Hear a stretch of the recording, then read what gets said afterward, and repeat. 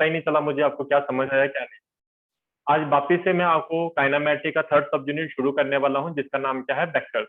ठीक है, तो वेक्टर्स के बारे में डिटेल में स्टडी करेंगे। जनरली आपको वेक्टर्स के बारे में पता भी है, थोड़ा सा और बताते हैं इसके बारे में। देखिए, वेक्टर्स के ऊपर कंप्लीटली जाने से पहले एक बार मैं वापस से आपको एक बार रिवाइज करवा दूं, वेक्टर्स के बारे में आपको क्या क्या पता है। देखिए, एक होता है आपका वेक्टर, एक सेकेंड, हाँ, एक आपका क्या है, वेक्टर क्वांटिटीज, दूसरी कैसी होती है, स्केलर क्वांटिटी। दो किस्म की आपके पास क्वांटिटीज होती है। तो जैसे मैंने आपको बोला, पहली कौन सी आपकी, वेक्टर्स, दूसरी कौन सी बोली मैंने, स्केलर। कौन सी क्वांटिटी आपकी, स्केलर क्वांटिटी। ठीक है, अब देखिए, स्केलर्स क्वांटिटी जो होती है, ये कौन सी क्वांटिटीज होती हैं, ये वो क्वांटिटीज होती हैं जिनका सिर्फ क्या होता है, मैग्नीट्यूड होता है, डायरेक्शन नहीं होती। लेकिन वेक्टर वो क्वांटिटीज होती हैं जिनका मैग्नीट्यूड भी होता है प्लस डायरेक्शन भी होती है। मैग्नीट्यूड भी है, डायरेक्शन भी है। जहां पे मैग्नीट्यूड है लेकिन डायरेक्शन नहीं है। एग्जांपल बहुत अच्छी है आपकी, यहाँ पे वेलोसिटी की एग्जांपल ले लेते हैं, यहाँ पे स्पीड की एग्जांपल ले लेते हैं। स्पीड सिर्फ आपको मैग्नीट्यूड के बारे में बताएगी। जैसे कोई कार चल रही है, अगर कोई बोलेगा 30 किलोमीटर पर हार की स्पीड से एक कार चल रही है, आपकी कोई आपको उसकी डायरेक्शन नहीं बता रहा, यानी कि उसने किसके बारे में बताया, स्पीड के बारे में बताया। और स्पीड कैसी क्वांटिटी है, स्केलर क्वांटिटी, क्योंकि यहाँ पे हमें डायरेक्शन के बारे में नहीं पता चलता है।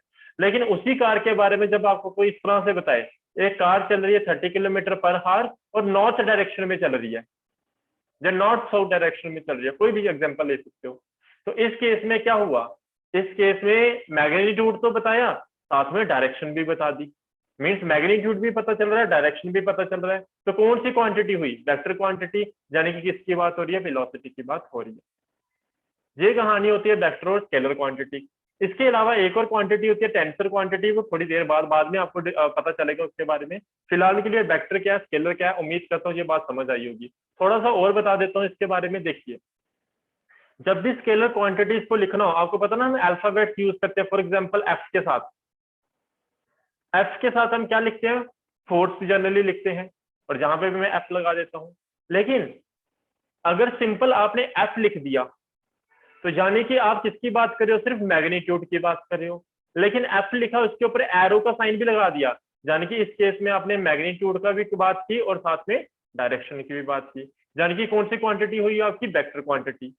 लेकिन यहां पे एग्जांपल ले लेते हैं किसकी, हम वर्क की। किसकी एग्जांपल, वर्क की, जिसको डब्ल्यू के साथ लिखते हैं। इस यहाँ पे इसको सिर्फ डब्ल्यू के साथ ही लिखेंगे, इसके ऊपर एरो कभी भी आपको देखने को नहीं मिलेगा। क्यों, क्योंकि ये वर्क कैसी क्वांटिटी होती है, स्केलर क्वांटिटी। सिर्फ किसके बारे में बताएगी, मैग्नीट्यूड के बारे में। जब भी कोई वेक्टर क्वांटिटी होगी, मान लीजिए कोई ए है, वो वेक्टर क्वांटिटी, इसके ऊपर अगर ऊपर एरो लगा दोगे तो मीन वो कौन सी क्वांटिटी होगी, वेक्टर क्वांटिटी होगी। यानी कि मैग्नीट्यूड भी बता रही है, डायरेक्शन भी बता रही है। अब वेक्टर का फायदा क्या है, थोड़ा सा इसको और समझते हैं। देखिए, मैंने ये कल भी बताया था, क्योंकि अब मुझे कल इंटरनेट की प्रॉब्लम थी, मुझे पता नहीं चला किस किस को समझ आया किस किस को नहीं। आज वापस से मैं उसी चीज को समझाऊंगा। देखिए, ये एक एरो है, ये एरो ही आपके किस्म का वेक्टर है। इस एरो में दो चीजें छुपी हुई हैं। एक क्या होती है, टेल, यहां से लेके यहां तक, ये क्या है आपकी टेल। और ये जो ऊपर आगे बना हुआ है, इसको हम क्या बोलते हैं, एरो जो बना हुआ इसको हम क्या बोलते हैं, हेड। क्या बोलते हैं, हेड। हेड हमें किसके बारे में बताता है, डायरेक्शन के बारे में बताता है। किसके बारे में, डायरेक्शन में। और टेल क्या बताती है हमें, मैग्नीट्यूड के बारे में। किसके बारे में, मैग्नीट्यूड के बारे में। जितनी लंबी टेल होगी उतना ज्यादा मैग्नीट्यूड होगा, और जितनी छोटी टेल होगी उतना कम मैग्नीट्यूड होगा। उम्मीद करता हूँ ये बात समझ आई होगी। कैसे, देखिए एग्जाम्पल से ज्यादा समझ आएगी। देखो एग्जाम्पल, यहां पे मैं दो वेक्टर्स बनाऊंगा आपके लिए। पहला वेक्टर ये दूसरा वेक्टर। इन दो वेक्टर्स को देख के आपको क्या समझ आ रहा है, मान लीजिए ये ए वेक्टर है और ये आपका बी वेक्टर है। इन दो वेक्टर्स को आपको देख के क्या पता चल रहा है, आपको ये पता चल रहा है ए एंड बी की डायरेक्शन क्या है, सेम।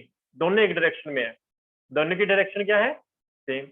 लेकिन ए का जो मैग्नीट्यूड है वो कम है as compare to magnitude of B.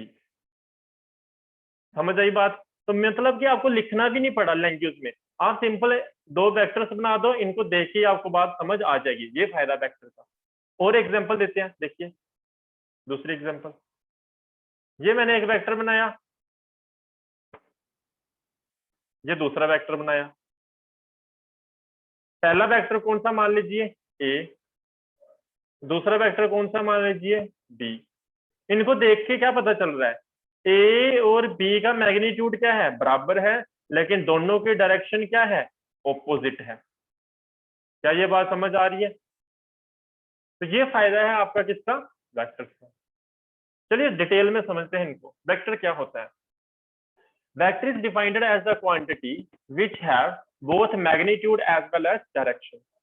Vector एक ऐसी क्वांटिटी है, देखो किस तरह से डिफाइन करते हैं, कोई भी क्वांटिटी जिसके पास मैग्नीट्यूड भी होगा और डायरेक्शन भी होगी, दोनों चीजें हो, तो वैसी क्वांटिटीज को हम कौन सी क्वांटिटी बोलते हैं, that quantity is known as vector quantities. Examples आपकी बहुत सारी हमने पहले भी डिस्कस कर ली है। वेलोसिटी होती है, एक्सेलरेशन होती है, मोमेंटम होता है। मोमेंटम आपने अभी पढ़ा नहीं है, 9th में पढ़ा होगा, जिन्होंने नहीं पढ़ा हम आगे जाके पढ़ेंगे लॉज ऑफ मोशन में मोमेंटम के बारे में। मोमेंटम होता है, फोर्स होती है, फोर्स क्या होती है इसको भी बाद में डिटेल में स्टडी करेंगे, ठीक है। तो ये बातें होगी हमारी। ये सारी कौन सी क्वांटिटीज है आपकी, वेक्टर क्वांटिटीज। कौन सी क्वांटिटीज आपकी, वेक्टर क्वांटिटीज। अब types of vector, generally there are 2 types of vectors. ऐसे तो आगे बहुत सारे वेक्टर्स को हम डिस्कस करने वाले हैं। 2 मेन वेक्टर्स हैं, एक कौन सा आपका पोलर वेक्टर, दूसरा कौन सा आपका एक्सियल वेक्टर, ठीक है। अब देखिए पोलर वेक्टर क्या होता है। ये वो वेक्टर्स होता है विच हैव स्टार्टिंग पॉइंट और point of application. Polar vector क्या है, ये वो वेक्टर है जिसका हमें क्या पता हो, पॉइंट ऑफ एप्लीकेशन, मतलब कि समझने की कोशिश करना है इसको। देखो जैसे ये कोई ऐसे रोड है, यहाँ पे एक बॉक्स पड़ा हुआ है ना, एक बॉक्स पड़ा हुआ है इस तरह से। आप इसके ऊपर जब फोर्स लगाओगे, तो फोर्स मान लीजिए इस डायरेक्शन में ऐसे करके लगाते हो, तो एक कहाँ पे लगाई आपने फोर्स, यहाँ पे लगाई ऐसे करके इस पॉइंट पे। तो एक पॉइंट ऑफ एप्लीकेशन पता ना कि आपने पर्टिकुलर फोर्स कहाँ पे लगाई है। जहाँ ये भी पता है आपने यहाँ पे फोर्स लगाई, फोर्स कैसी क्वांटिटी है, वेक्टर क्वांटिटी है। अब यहाँ पे इस पॉइंट पे फोर्स लगाई, तो मतलब कि इसका स्टार्टिंग पॉइंट कहाँ से, ये कहाँ से शुरू होगी चलना। तो ये वैसी क्वांटिटीज जिनका स्टार्टिंग पॉइंट या पॉइंट ऑफ एप्लीकेशन हमें पता हो, वैसे वेक्टर्स को हम कौन सा वेक्टर्स बोलते हैं, पोलर वेक्टर्स बोलते हैं। ये सारे लीनियर मोशंस जो हो रहे हैं, ये सारे जो किसके अंदर आ जाते हैं, आपके पोलर वेक्टर्स के अंदर आ जाते हैं। एग्जाम्पल सारी, डिस्प्लेसमेंट भी कैसी वेक्टर है, कैसा है, किसके अंदर आता है आपका, पोलर वेक्टर के अंदर। फोर्स भी किसके अंदर आती है आपकी, पोलर वेक्टर के अंदर। डिस्प्लेसमेंट अगर आपको पता है कहाँ से शुरू होती है और कहाँ पे खत्म होती है।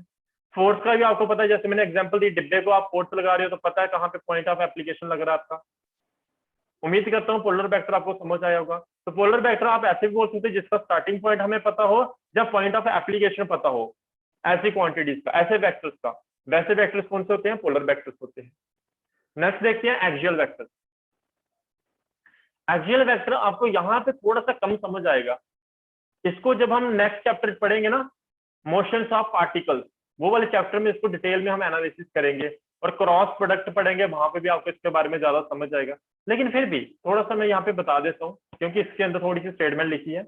जब अब हम आगे बढ़ेंगे तब इसके बारे में डिटेल में आपको समझ आ जाएगी। फिलहाल के लिए जब भी कोई चीज गोल गोल घूमती है ना, सर्कुलर मोशन में ऐसे करके, चाहे बाइक घूम रही है सर्कुलर पाथ पे, चाहे आपकी अर्थ रोटेट कर रही है और रिवॉल्व कर रही है, कोई भी चीज जो सर्कुलर मोशन में घूम रही है, उस केस में आपको क्या देखने को मिलता है, एक वेक्टर देखने को मिलता है। एक आसान भाषा लेते हैं, एक साइकिल की बात करते हैं।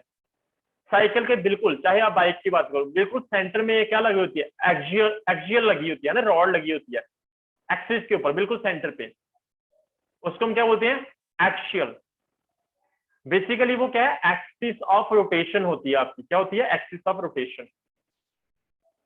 अब उसी चीज को समझा देखते हुए हम यहाँ पे कॉन्सेप्ट को समझेंगे। तो आपका जो टायर होता है वो भी गोल गोल घूमता है। अब देखिए एक्सियल वेक्टर क्या है, these are those vectors which represent rotational effect, जो किसको रिप्रेजेंट करते हैं, रोटेशनल इफेक्ट को रिप्रेजेंट करते हैं, and act along the axis of rotation in accordance with the right hand screw rule. बात को समझना, मैं एक बार कैमरा कोशिश करता हूँ ऑन हो पाए। अगर कैमरा ऑन हो गया तो मैं समझाने की कोशिश करता हूँ। देखिए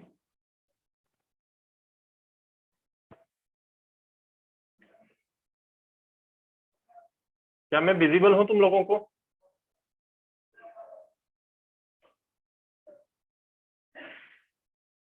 देखिए यहाँ पे मैं आपको क्या बता रहा हूँ, कोई भी चीज क्या करती है, रोटेट करती है। क्या करती है?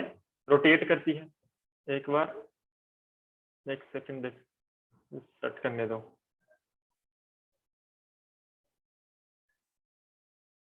ओके ठीक है, तो देखो मैं क्या बता रहा हूँ आपको, मैं बता रहा हूँ जैसे ये कोई चीज है, ऐसे करके सर्कुलर में रोटेशन करिए, ऐसे सर्कुलर मोशन है इसका, ऐसे करके। ठीक है, जब इसका सर्कुलर मोशन है तो होगा क्या, देखिए जब इसका सर्कुलर मोशन है, कोई भी चीज रोटेट करिए, आप अपने पेन लेना, पेन को क्या करना, ऐसे करके गोल गोल घुमाओ उसको, जो कैप होगी, जैसे आपके पास राइटोमीटर पेन है, तो राइटोमीटर पेन के केस में क्या करो, आप उसकी जो कैप है ऐसे रोटेट करो।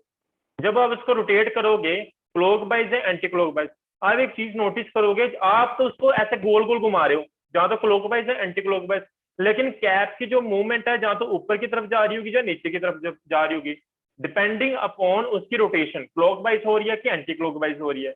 वो क्यों? Because of screws. ये रूल जो है आगे हम थंब रूल भी पढ़ेंगे, स्क्रू रूल भी पढ़ेंगे, उसके बारे में बाद में डिस्कस करेंगे, लेकिन आपको थोड़ा सा हिंट दे रहा हूँ। सर्कुलर मोशन आपका इस तरह से होगा, लेकिन जो मोशन होगा, जो कैप जा रही होगी वो ऊपर की तरफ जा रही होगी। यहाँ पे यही बात समझा रहा हूं मैं आपको। देखिए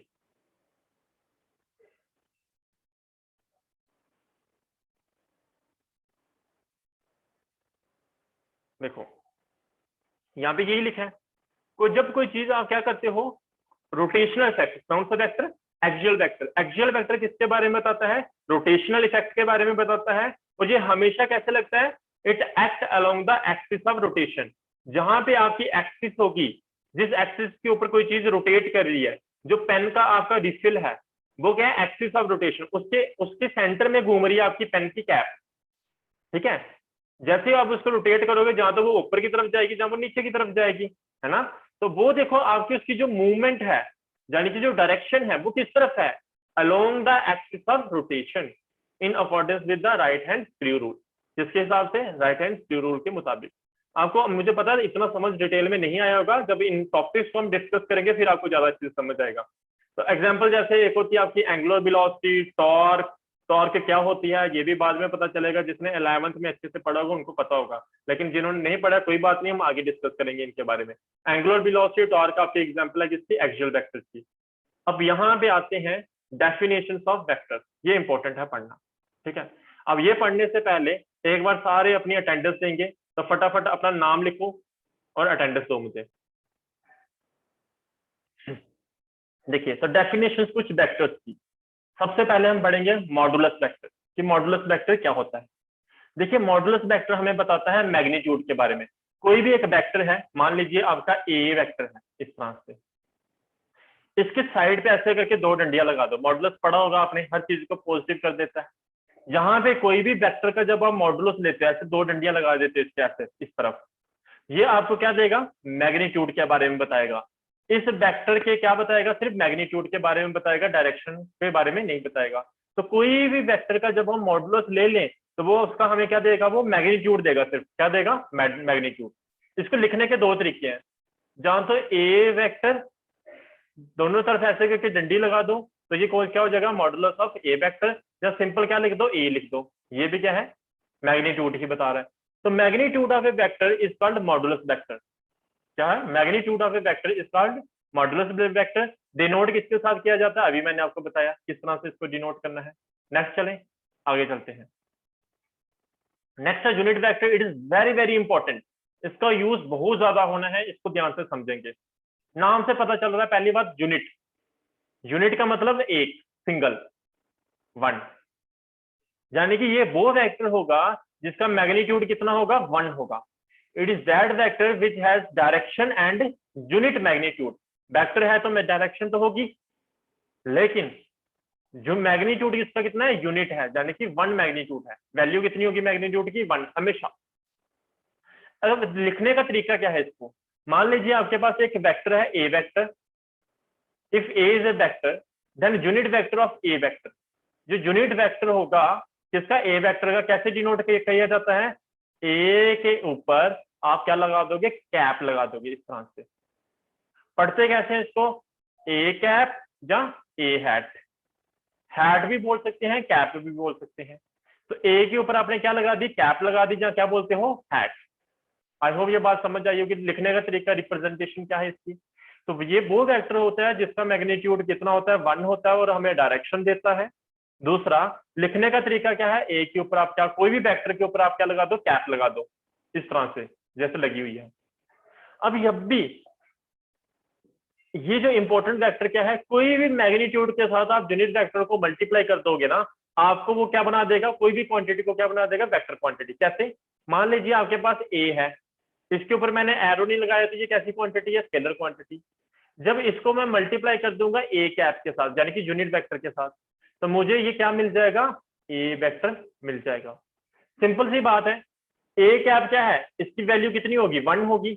1 कोई भी नंबर के साथ मल्टीप्लाई करो, 20 के साथ 1 मल्टीप्लाई करो तो 20 मिलेगा, यानी कि मैग्नीट्यूड तो चेंज नहीं होगा। लेकिन यूनिट वेक्टर मल्टीप्लाई करके मैग्नीट्यूड चेंज नहीं करता, लेकिन एक चीज हमें फायदा दे देता है, क्या बता देता है हमें, डायरेक्शन बता देता है। क्या बता देता है हमें, डायरेक्शन। ये फायदा हमारे यूनिट वेक्टर का। जब भी आपने कोई चीज को डायरेक्शन देनी होगी तो उसको किसके साथ मल्टीप्लाई कर दो, उसको मल्टीप्लाई कर दो यूनिट वेक्टर के साथ। यूनिट वेक्टर स्केलर क्वांटिटी को किसमें कन्वर्ट कर देगा, वेक्टर क्वांटिटी में कन्वर्ट कर देगा। थोड़ा सा और समझते हैं इसको। देखिए, ये तो वेक्टर था, यहाँ आप ऐसा भी कर सकते हो, एक और स्टेटमेंट बन सकती है। यहाँ पे आप एक वेक्टर को, यानी कि ए वेक्टर है, इसको डिवाइड कर दो किसके साथ, मॉडुलस ऑफ ए वेक्टर के साथ। क्या कर दो, मॉडुलस ऑफ ए वेक्टर के साथ डिवाइड कर दो।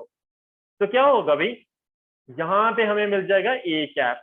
क्या मिल जाएगा, ए कैप मिल जाएगा। यही किया, ए को मैंने इस तरह भेज दिया, और सिंपल ए को मैंने बताया था, इसको हम क्या लिख सकते हैं, मॉडुलस ऑफ ए वेक्टर लिख सकते हैं। अभी पहली स्टेटमेंट में बताया, देखिए क्या लिख सकते हैं, मॉडुलस ऑफ ए वेक्टर, या सिंपल क्या लिख सकते हैं, ए लिख सकते हैं, दोनों का मतलब सेम ही है। तो हमने क्या किया, देखिए मैंने ये देखो पहली चीज ये बताई, फिर उसके बाद इसी को मैं ए को क्या लिख सकता हूँ, मॉडुलस ऑफ ए वेक्टर लिख सकता हूँ। मल्टीप्लाई किसके साथ किया, ए कैप के साथ किया है, आपको क्या मिल रहा है, ए वेक्टर मिल रहा है। किसी को कोई डाउट है, is it clear to everyone जो मैंने बताया अभी। और लास्ट में आप इसको ऐसा भी लिख सकते हो, ए कैप को कैसे लिख सकते हो, A cap equals to A vector upon modulus of A vector. ये तरीका होता है लिखने का। यहाँ पे देखो, तो लैंग्वेज में कैसे, unit vector equals to vector upon modulus of vector, vector upon modulus of vector. अब आगे जो बातें बताने वाला हूँ, it is very very important. Firstly से सभी को क्लियर है जहां तक मैंने अभी बताया, फिर आगे बातें बताऊं मैं कुछ बहुत ज्यादा इंपॉर्टेंट। देखिए मैं यहाँ पे 3 एक्सिस बना रहा हूँ, से यस और नो, सभी को क्लियर है ना, yes sir, yes sir, yes sir, okay, yes sir. देखिए सभी का यस आ गया, ठीक है, मतलब कि सभी को समझ आ रहा है। ओके, तो यहाँ पे मैं देखो क्या कर रहा हूँ, 3 एक्सिस बना रहा हूँ, 1 2, एक सेकेंड, ये दूसरी एक्सिस होगी और ये तीसरी एक्सिस होगी। ठीक है जी, yes sir, okay fine. 3 axis होगी हमारी, ठीक है। ये 3 एक्सिस क्या है, एक कौन सी एक्सिस होती है, काइनेमेटिक के फर्स्ट सब यूनिट में बताया था, ये कौन सी एक्सिस है, एक्स एक्सिस। ये कौन सी एक्सिस है, वाई एक्सिस। ये कौन सी एक्सिस है, जेड एक्सिस। अब देखो ये इंपॉर्टेंट अब जो मैं बताने वाला हूं, देखिए एक्स एक्सिस की तरफ कोई चीज मूव कर रही हो तो डायरेक्शन बतानी पड़ेगी ना। इसको डायरेक्शन बताने के लिए हम किसका यूज करेंगे, यूनिट वेक्टर का यूज करेंगे। यूनिट वेक्टर हमें डायरेक्शन देगा, तो आई कैप के साथ। वाई एक्सिस के साथ, वाई एक्सिस की तरफ कोई चीज मूव कर रही है तो उसको डायरेक्शन बतानी है, तो किसके साथ डिनोट करेंगे, जे कैप के साथ। ऐसे जेड एक्सिस के लिए किसके साथ डिनोट किया जाता है, के कैप के साथ। ठीक है, तो ये देखो यहाँ पे स्टेटमेंट लिखी थी यूनिट वेक्टर की, it is also defined as the ratio of the vector to the modulus of that vector. क्या है, ratio of the vector to the modulus of that vector is known as unit vector. एक statement ये थी, ये तो मैंने बता दी। अब मैंने क्या बता रहा हूँ आपको, इनके यूनिट वेक्टर के एक्स एक्सिस की तरफ, वाई एक्सिस की तरफ, जेड एक्सिस की तरफ क्या नाम होते हैं? देयर आर 3 यूनिट वेक्टर, ठीक है, देयर आर 3 यूनिट वेक्टर। एक होता है आई कैप, दूसरा होता है जे कैप, तीसरा होता है जेड के cap. I cap, J cap and के कैप।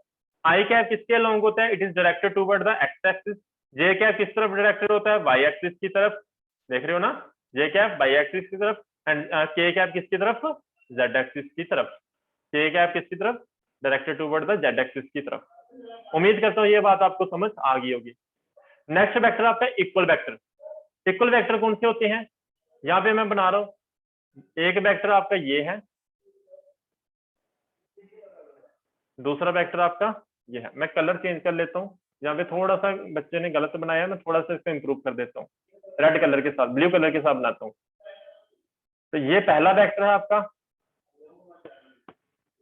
ये दूसरा वेक्टर है। भाई नाम से पता चल रहा है इक्वल, नाम से पता चल रहा है क्या? इक्वल, बराबर होंगे, बराबर तो हैं, लेकिन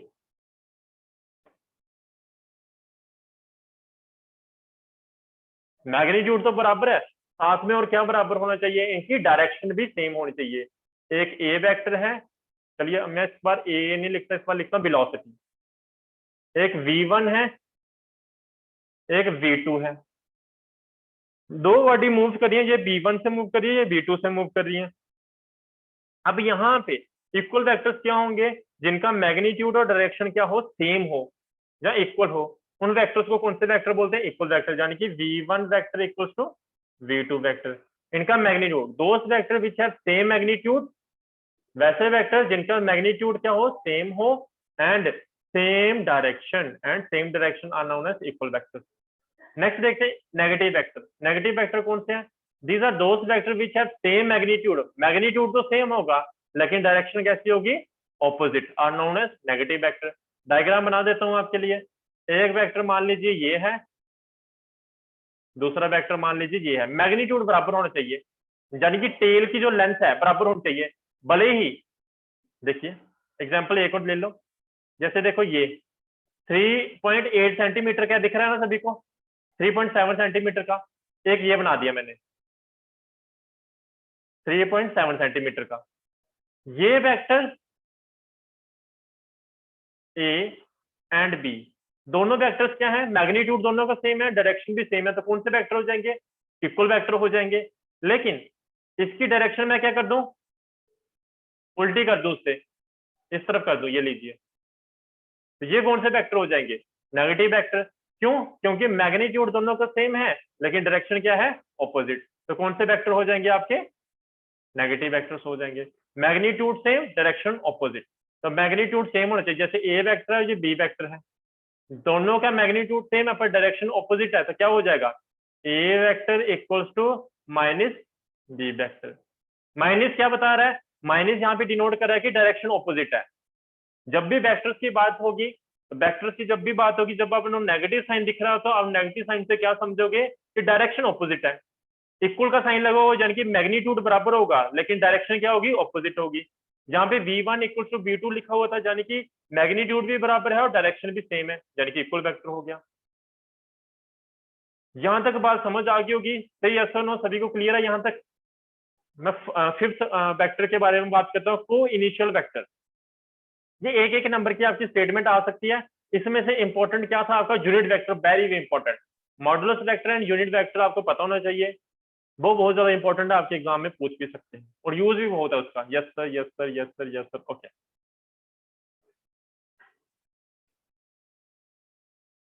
आगे चलते हैं। को इनिशियल वेक्टर, नाम से पता चल रहा है, दोस्त वेक्टर हुज इनिशियल और स्टार्टिंग पॉइंट को इनसाइड ईच अदर। वैसे वेक्टर्स जिनका, ये फिर एनोटेशन करना शुरू कर दी।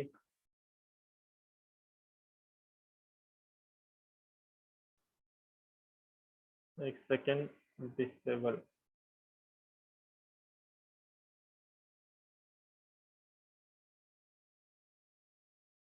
ठीक है। तो मैं क्या बोल रहा हूं? वैसे वेक्टर्स जिनका क्या होता है? इनिशियल या स्टार्टिंग पॉइंट क्या होता है? कोइंसाइड करता है, एक दूसरे के ऊपर ओवरलैप करता है स्टार्टिंग पॉइंट, उसे हम क्या बोलते हैं?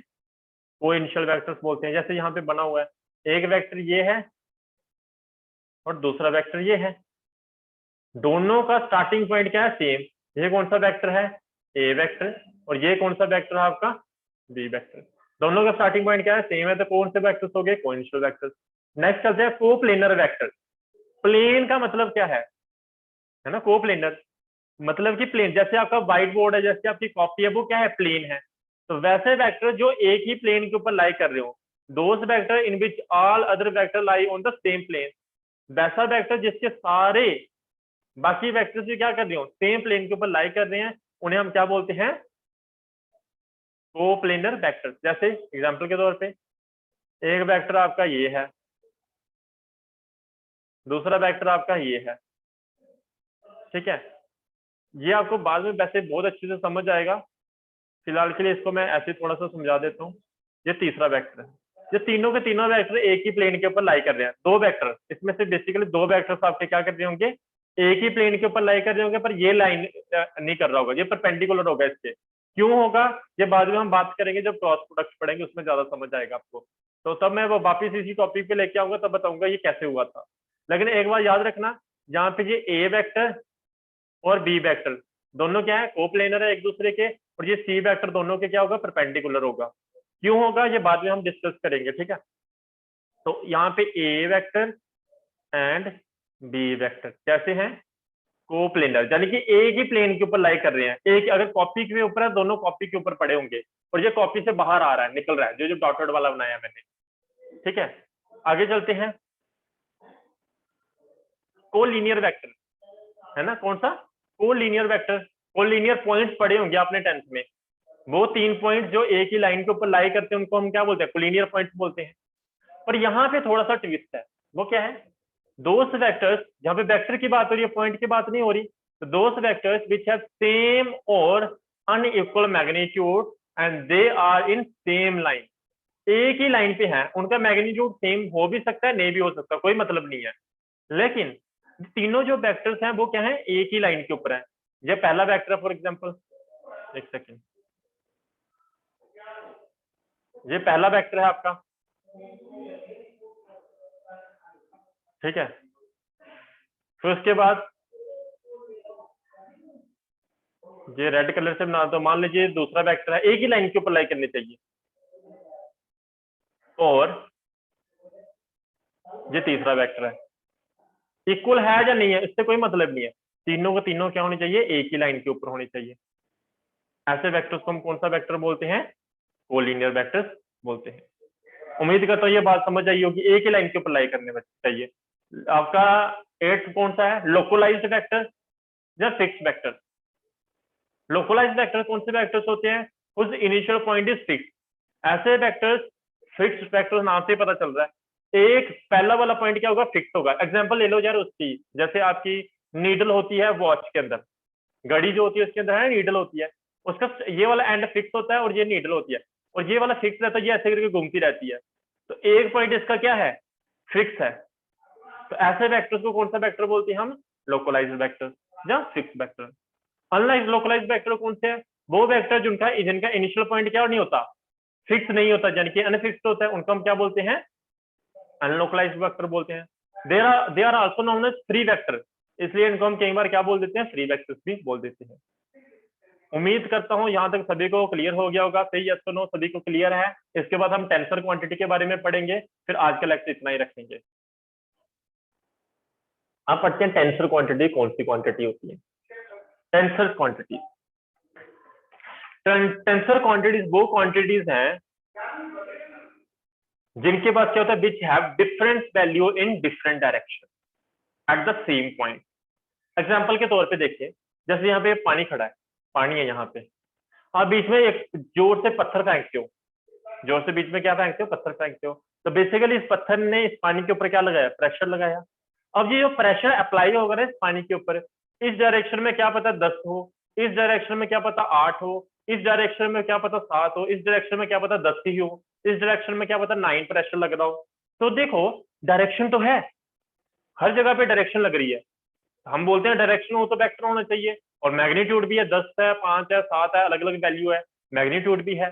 तो प्रॉब्लम कहाँ है, देखिए डायरेक्शन एक नहीं है, डायरेक्शन बहुत सारी होगी। वेक्टर में क्या होता है, एक पर्टिकुलर डायरेक्शन होती है, उसको हम वेक्टर बोलते हैं। स्केलर क्या होता है, जिससे डायरेक्शन ही नहीं होती, सिर्फ मैग्नीट्यूड होता है, वो क्या होता है, स्केलर होता है। टेंसर इनके दोनों के बीच में फंसा हुआ है। इसमें क्या हुआ, डायरेक्शन है पर एक डायरेक्शन नहीं है, बहुत सारी डायरेक्शन है।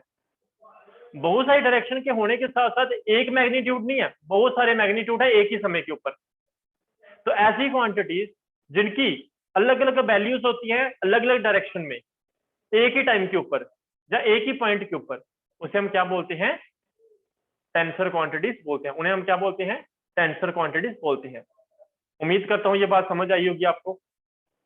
ठीक है, अब इसके एग्जांपल्स देख लेते हैं, एग्जांपल्स क्या क्या है। जैसे मोमेंट ऑफ इनर्शिया, पता है मुझे, आपको नहीं पता होगा, ये आगे हमने अगले चैप्टर में पढ़ना है, जाके आगे जाके पढ़ेंगे मोमेंट ऑफ इनर्शिया के बारे में। रेडियस ऑफ गायरेशन क्या होता है, इसके बारे में बाद में पढ़ेंगे। ये एग्जांपल्स हैं, आपको ये डायरेक्टली पता होनी चाहिए, क्वेश्चन में आ जाता है, ऑब्जेक्टिव टाइप क्वेश्चन में आ जाता है। इनमें से कौन सा ऑप्शन में टेंसर क्वांटिटी है। मोमेंट ऑफ इनर्शिया भी टेंसर क्वांटिटी होती है, रेडियस ऑफ गायरेशन भी टेंसर क्वांटिटीज है, मॉडुलस ऑफ इलास्टिसिटी भी टेंसर क्वांटिटी है। ये जो सारी टर्म्स सुन रहे हो अभी हमने इनके बारे में पढ़ना है अलग अलग चैप्टर में। आपने ये फर्स्ट टाइम सुन रहे होगे, प्रेशर तो ऐसे सुना होगा लेकिन इसको भी अभी पढ़ेंगे हम। तो प्रेशर भी टेंसर क्वांटिटी है, स्ट्रेस भी टेंसर क्वांटिटी है, कंडक्टिविटी भी टेंसर क्वांटिटी है, रेजिस्टिविटी भी टेंसर क्वांटिटी है, रिफ्रैक्टिव इंडेक्स भी टेंसर क्वांटिटी है, वेव वेलोसिटी भी टेंसर क्वांटिटी है, डेंसिटी भी आपकी कैसी क्वांटिटी होती है, टेंसर क्वांटिटी होती है। Are the examples are tensor quantity, magnitude of tensor quantity is not unique. पहले ही बताया, मैग्नीट्यूड इसका एक नहीं होता, बहुत सारे मैग्नीट्यूड होते हैं एक ही पॉइंट के ऊपर। क्या सभी को टेंसर क्वांटिटी समझ आ गई। टेंसर क्वांटिटी वापस रिपीट कर रहा हूं, ऐसी को फिजिकल क्वांटिटी जिसकी क्या होता है, अलग अलग डायरेक्शंस होती हैं और अलग अलग मैग्नीट्यूड होता है एक ही पॉइंट के ऊपर, उसे हम क्या बोलते हैं, टेंसर क्वांटिटी बोलते हैं। ये मत सोचना इसका मैग्नीट्यूड या डायरेक्शन नहीं होती, मैग्नीट्यूड भी होगा डायरेक्शन भी होगी, लेकिन अलग अलग वैल्यू होगी अलग अलग पॉइंट के, एक ही पॉइंट के ऊपर। एक और वेक्टर होता है, उसके बारे में मैं चलो बता ही देता हूँ आपको। देखिए वो कौन सा वेक्टर, जीरो वेक्टर। टाइम है तो बता देता हूँ, जीरो वेक्टर। नाम से पता चल रहा है कि जीरो डाल लो, ऊपर क्या लगा दो, एरो का साइन लगा दो, जीरो वेक्टर। यानी कि ऐसा वेक्टर जिसका मैग्नीट्यूड, इट इज दो, लिख लेना इसको खुद से, it is that vector whose magnitude कितना होगा, जीरो। एग्जाम्पल के तौर पे जैसे मेरे पास दो वेक्टर है, एक ए वेक्टर है दूसरा भी ए वेक्टर है। ए वेक्टर में से दूसरा वेक्टर माइनस करेंगे तो मुझे जीरो मिलेगा, लेकिन वेक्टर में से वेक्टर माइनस कर रहे हैं तो आपको वेक्टर क्वांटिटी मिलनी चाहिए ना। याद रखना, जब भी वेक्टर वेक्टर को ऐड करेंगे तो आपको वेक्टर मिलेगा, वेक्टर वेक्टर को सब्ट्रैक्ट करोगे तो क्या मिलेगा, वेक्टर मिलेगा। सेम ए वेक्टर को ए वेक्टर से माइनस किया तो आपको क्या मिलना चाहिए, वेक्टर ही मिलना चाहिए, लेकिन ए माइनस ए करेंगे तो जीरो मैग्नीट्यूड हो जाएगा, लेकिन डायरेक्शन दे देते हैं, होती नहीं है डायरेक्शन। लेकिन दो वेक्टर को माइनस करें तो जनरली आपको क्या मिलना चाहिए, वेक्टर ही मिलना चाहिए, इसलिए हम इसको क्या बोल देते हैं, जीरो वेक्टर बोलते हैं। इसका एक और नाम है नल वेक्टर, इसको क्या बोलते हैं, नल वेक्टर। कंफ्यूज नहीं हो जाना क्या चीज बोल दी है। जीरो वेक्टर, नल वेक्टर वो वेक्टर है जिसका मैग्नीट्यूड कितना होता है, जीरो होता है। उम्मीद करता हूँ ये बात आपको सभी को समझ आई होगी। कल हम पढ़ेंगे मल्टीप्लिकेशन ऑफ वेक्टर्स के बारे में, जनरल रूल्स पढ़ेंगे, कैसे वेक्टर्स को ऐड किया जाता है, कैसे सब्ट्रैक्ट किया जाता है। ये सारे लेक्चर्स आपके लिए बहुत ज्यादा इंपॉर्टेंट है। तो आज के लेक्चर में किसी को कोई डाउट है वो पूछ सकता है, मुझे सारे बताएंगे।